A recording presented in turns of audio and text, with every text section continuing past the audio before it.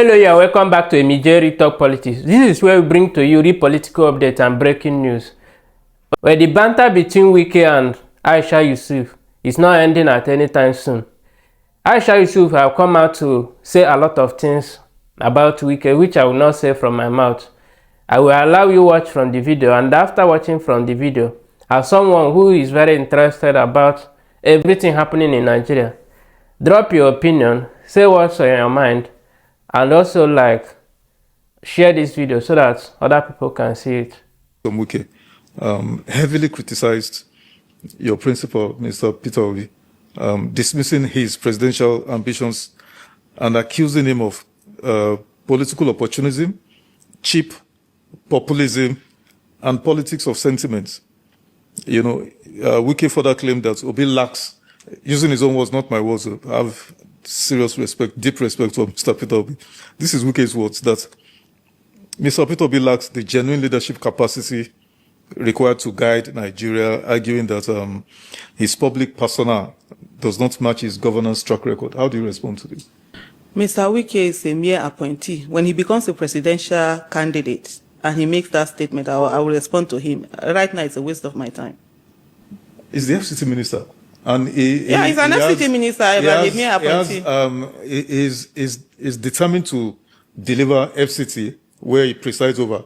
And River State, the second most important state in Nigeria, well, maybe the third, after Lagos and Kano, is determined to deliver it to the president in 2020. So you don't think his comments matter? It's not. His comment doesn't mean anything. It's not worth it. It's just a mere appointee who has to, do what is called boy for his principal. So I do understand with him. It's not worth any response. When he becomes the presidential candidate, definitely we get a response. As of now, everybody can talk now. No be to talk.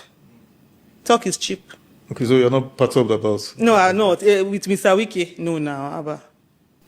If Mr. Wike, I said I'm an appointee. Let's see if he said it. Even for River State, they send a message. He stopped an incumbent governor from seeking re-election. That one, you wait till our people, they call MU, because he brought in this thing. Forget that thing. Let him go to Rivers and talk. It's a mere appointee. There's nothing. It's not a threat. He's just saying things. When he becomes someone that it's really, I will respond, but as of now, it's waste of time. Yeah. From what you said now, Madam Aisha, so you actually believe that President Tinubu is a walkover in next year's election? If I don't believe it, why will I be? Why will I be sitting with you? I would have been outside traveling around the world.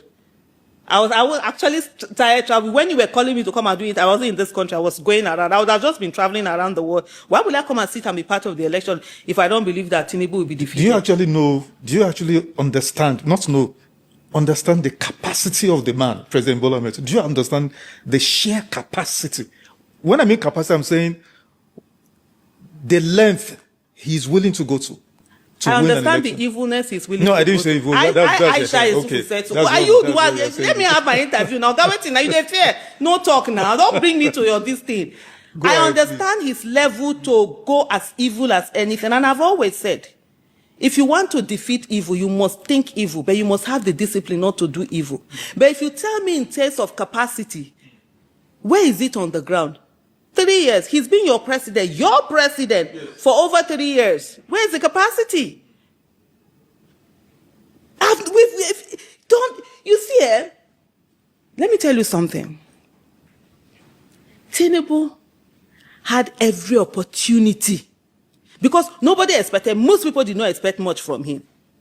When less is expected of you, when you do little things, people will clap and say, he had opportunity to put himself on the path of doing good for people so that people would have been saying things like, even though he rigged election, but he couldn't do that. When you are in government, re-election is not the time for you to be selling yourself to the people. The day you are sworn into office is the day you begin to sell yourself to the people by the work that you have done. Even simple thing. This is someone who we've known him, quote and unquote, to be a billionaire, even in dollars, they say his own money. How the money came about, I don't know, but this is what we know. What do you come and you are needing presidential yacht? You are needing presidential, aircraft. you're needing renovation of this, of that, of monies being this thing, when people are dying of hunger. You couldn't do that. So what capacity are you telling me? But let me tell you something. If the question you're trying to ask me is that whether I'm afraid of Tinubu winning, no. Tinubu is easier to defeat today than it was in 2023 when we defeated him. Okay. Let me put the question in a different way. Madam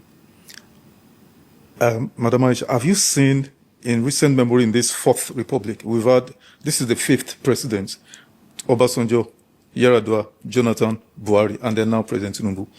The 4 previous presidents, have you seen any of them? Even Obasanjo, who was a retired military general, former head of state, same with President Buhari, retired former head of state, retired military general.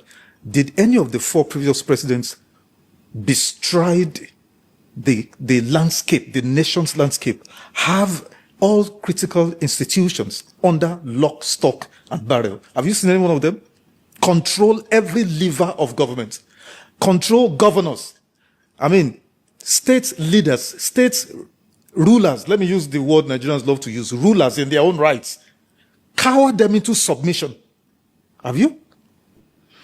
Oh my goodness. You know one of the things I'm thinking about, I'm like, before we started this interview, I should have made sure that I was also doing this recording so that I'll have a raw this thing and I'll edit the ones I'll put on my YouTube. We don't edit our videos, though. Except maybe one or two things. Let me, because I really want this thing that I'm going to say to you. I really want it out there.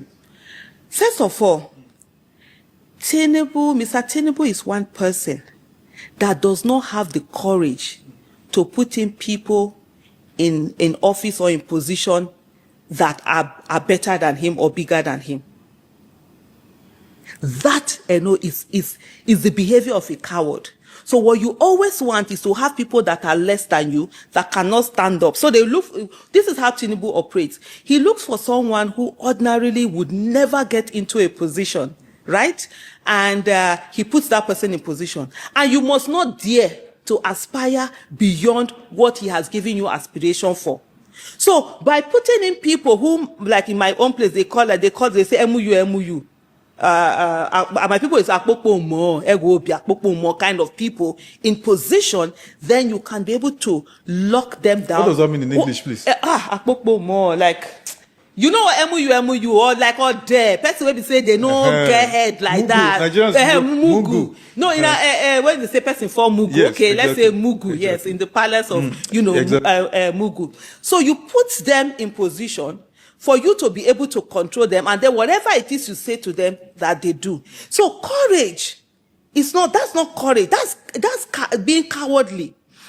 For example, Obasanjo had the courage to be able to put people in office that he knows will look him in the eye and say, Oga, this is not how it's going to be. He didn't do that. So doing the thing in a way that it's wrong, then you lock down the system. Is that what we should be applauding? For example, with an Obasanjo, he had people who will come out, like a Nasiru El-Rufai. You saw him, coconut head. He did a lot of Even things. I'm going to that. He did a lot of things. To the extent, Obasanjo had to go to the National Assembly and say, you people, please, it's not his fault. I take responsibility. Exactly. That's a leader who is courageous, who is not afraid, who does not have insecurity issues. Because Tinubu has insecurity issues. He's not the man he thinks he is. Let me put it that way. You have to be a manly man. And you have nothing to prove for you to be able to put people who can stand up to you. That's what some of those, and I'm going to do with Obasanjo. You saw Dr. Obi Ezekwesili, who even went to them and said, when they were doing their third term agenda thing, and they put her name or whatever in one of the videos, went to them and said, no. They stood in front of you and said, oh God, don't go for this third term. These are people with courage. You then will not take it as someone who brings in people and say, just sit where I put you. Anywhere you are going is where I tell you to go. If you dare to go above it, you then in problem. We saw what happened with Fashola, right? Fashola's first term. After his first term, when he was going for a re-election, literally, if it was not Lagos people that stood and said, no, this man, he has been working for us, he probably would not have gotten his son. We saw what happened, with Ambode. The thing with Tinubu is that he will look for, and you've seen it even in some of the appointments that he has made. People that ordinarily are not deserving or anything, should not even be in that place. Put them there, you know that it's not your capacity that brought you here. It's not your whatever. It's the fact that I want you, so you must play ball. That's the difference. Is that what has worked for the country? Is that what I should not sit down and be afraid of? Someone that is even insecure in himself has to have people that he can be the one to say, I'm better than those people. A good leader, you know what a good leader does?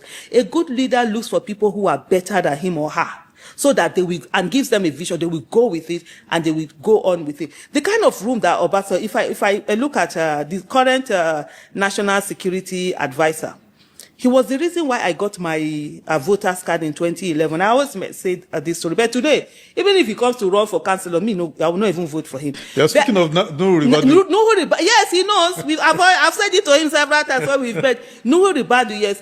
Because during when he was EFCC chairman, the things he did, the passion, you understand, integrity, exactly. Standing against all these people who were corrupt. He was doing in EFCC what Dora Akuyili was doing in NAFTA. So like, know, I was like, wow. You know, even standing up to Delta when they tried to bribe him, was it with how many $1 million? In those days, he said no, all of those things. James Ibori. So, James Ibori. So when he was running for president, because for me, the first time I voted was 1993. So when that election was cancelled, I voted for MKO Abiola. When the election was cancelled, right?